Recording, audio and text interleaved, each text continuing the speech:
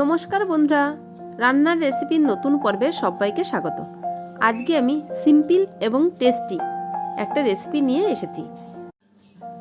বানানো যতটা সহজ, খেতে তার থেকে অনেক বেশি সুস্বাদু। চলুন তাহলে শুরু করি। ভিডিওটা প্রথম থেকে শেষ পর্যন্ত দেখার অনুরোধ রইল। প্রথমে আমি একটা প্যান বসিয়ে দিলাম। এই প্যানের মধ্যে দিয়ে দেব বেশ কিছুটা সর্ষের তেল। এই রান্নাটা সর্ষের তেলে করলেই বেশি ভালো হয়। আরও কিছুটা তেল আমি দিয়ে দিচ্ছি। এবার তেলটাকে ভালো করে ঘুরিয়ে কড়ার গায়ে লাগিয়ে নিলাম। তেলটা আমার ভালোভাবে গরম হয়ে গেছে। এবার আগে থেকে লবণ হলুদ মেখে নেওয়া রুই মাছের টুকরোগুলোকে দিয়ে দিলাম। এখানে আমি রুই মাছের রিং পিসগুলো নিয়েছি। আপনারা চাইলে গাদার পিস বা পেটির পিস দিয়েও এই রান্নাটা করতে পারেন। মাছটার এক সাইড ভাজা হয়ে গেছে। এবার মাছটাকে একটু উল্টে নিচ্ছি। মাছটাকে উল্টে দিয়ে আমি চলে যাব একটা মশলা তৈরি করতে। এখানে নিয়ে নিয়েছি একটা পেঁয়াজ, একটা টমেটো, 4 কোয়া রসুন, 4টে কাঁচা লঙ্কা আর 1 ইঞ্চি মতন আদা। এই সমস্ত মশলাগুলো আমি মিক্সিং জারের মধ্যে দিয়ে দিচ্ছি। এটাকে মিহি একটা পেস্ট তৈরি করে নেব। সামান্য একটু জল দিয়ে দিলাম। এবার ঢাকনাটাকে দিয়ে আটকে একটা পেস্ট আমি তৈরি করে নিলাম। পেস্ট করা মশলাটা একটা বাটির মধ্যে ঢেলে নিচ্ছি। আর এই বাটির মধ্যে আমি গুঁড়ো মশলাগুলো একসঙ্গে দিয়ে দেব। হাফ চামচ দিয়ে দিলাম ধনে গুঁড়ো, হাফ চামচ জিরে গুঁড়ো, হাফ চামচ দিয়ে দিচ্ছি কাশ্মীরি রেড চিলি পাউডার, আর দিয়ে দেবো হাফ চামচ হলুদ গুঁড়ো। সব কিছু এবার মশলার সঙ্গে একটু মিশিয়ে আমি এটা সাইডে রেখে দেব। মিশানো হয়ে গেছে। এবার বাটিটা একটা সাইডে রেখে আমি মাছটাকে আবার উল্টে দিচ্ছি। মাছটা আমার প্রায় ভাজা হয়ে গেছে। এবার আমি নামিয়ে নেব। মাছটাকে খুব বেশি কড়া করে ভাজার দরকার নেই। মোটামুটি ভাজা হয়ে গেলে মাছটাকে নামিয়ে নিলেই চলবে। মাছটা ভাজা হয়ে গেছে। এবার আমি মাছটাকে তুলে নিচ্ছি। এই তেলের মধ্যে আমি ফোড়নে দিয়ে দিলাম 1/4 চামচ গোটা জিরে। আর কিছু আমি ফোড়নে দিচ্ছি না। ফোড়নটা ভালোভাবে ভাজা হয়ে গেলে যে মশলাটা আমি তৈরি করে রেখেছিলাম সেই মশলাটা আমি দিয়ে দিলাম তেলের মধ্যে।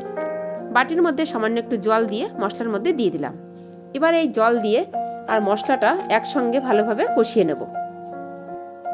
আমার চ্যানেলের নতুন বন্ধু হলে চ্যানেলটাকে সাবস্ক্রাইব করার অনুরোধ রইল। পাশে থাকা বেল আইকনটিকেও ক্লিক করে দেবেন। যখনই আমার চ্যানেলে নতুন কোনো ভিডিও আপলোড করব সবার আগে নোটিফিকেশন পৌঁছে যাবে আপনার কাছে। মশলাটাকে 3-4 মিনিট কষিয়ে নিয়ে এর মধ্যে দিয়ে দিলাম স্বাদ মতন লবণ আর সামান্য একটু চিনি। লবণ আর চিনি দিয়ে আবারও মশলাটাকে 2-3 মিনিট কষিয়ে নেব। এর মধ্যে আর তেমন কোনো মশলা দেওয়ার নেই। যা মশলা দেওয়ার আমি তো একসঙ্গেই দিয়ে দিয়েছি। এবার মশলাটাকে শুধু কষিয়ে নেওয়ার পালা। এইভাবে অনবরত নেড়ে নেড়ে মশলাটাকে ভালোভাবে কষিয়ে নিতে হবে। আর আপনারা সবাই জানেন মশলাটা যত ভালো কষানো হবে রান্নার টেস্টটাও তত ভালো হবে। আমি একটু ঢাকনা দিয়ে ঢেকে দিলাম যাতে করে মশলাটা তাড়াতাড়ি তেল ছেড়ে দেয়। মশলাটা আমার প্রায় কষানো হয়ে গেছে। দেখে নিশ্চয়ই আপনারা বুঝতে পারছেন উপর দিয়ে তেল ভেসে উঠছে। আরও কিছু সময় নাড়াচাড়া করে নেব। আর এই মশলা কষানোর সময় যদি একটু ঢাকনা দিয়ে ঢেকে কষান তাহলে কিন্তু মশলাটা তাড়াতাড়ি কষানো হয়ে যায়। আরও 3-4 মিনিট মশলাটাকে ভালোভাবে কষিয়ে নেব। মশলাটা আমার ভালোভাবে কষানো হয়ে গেছে। এবার আমি গ্রেভির জন্য জল অ্যাড করে দেব। জলটা আপনাদের ইচ্ছা মতন দেবেন। যদি গ্রেভি বেশি রাখতে চান তাহলে জলের পরিমাণ বাড়িয়ে দেবেন।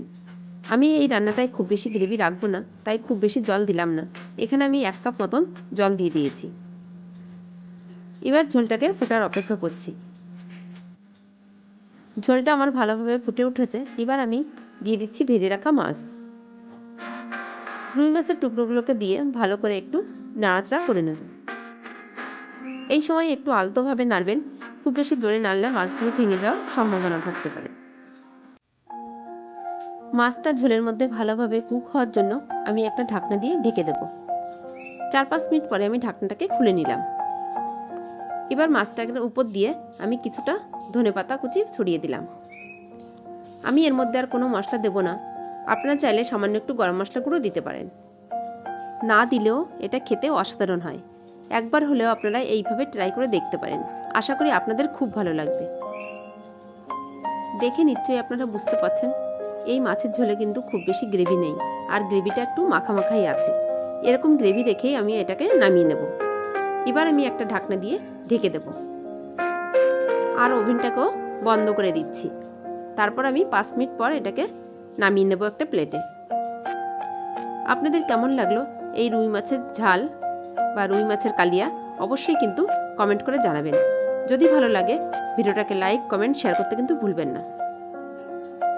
আজ তাহলে এই পর্যন্তই। অন্য কোনো দিন ফিরে আসবো অন্য কোনো রেসিপি নিয়ে। ভালো থাকবেন, সুস্থ থাকবেন আর অবশ্যই আমার চ্যানেলের সঙ্গে থাকবেন। রেসিপিটা দেখার জন্য অনেক অনেক ধন্যবাদ।